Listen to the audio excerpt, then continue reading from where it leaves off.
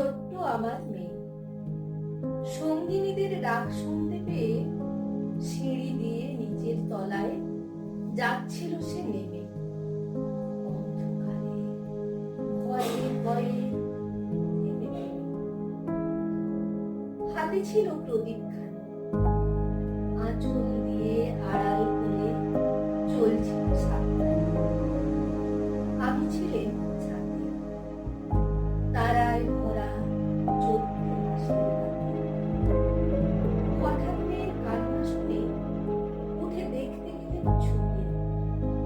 সিঁড়ির মধ্যে যেতে যেতে প্রদীপ টানায় নিভে গেছে বাতাসে।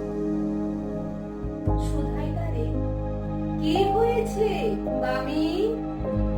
সে কেঁদে কয় নিচে থেকে, হারিয়ে গেছি আমি।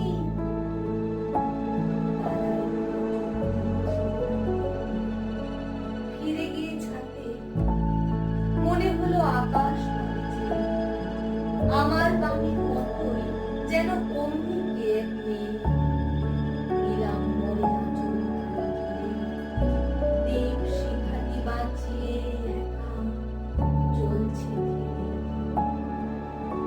নিত্য যদি আলো যদি হঠাৎ যেত থামি, আকাশ ভরে উঠত কেঁদে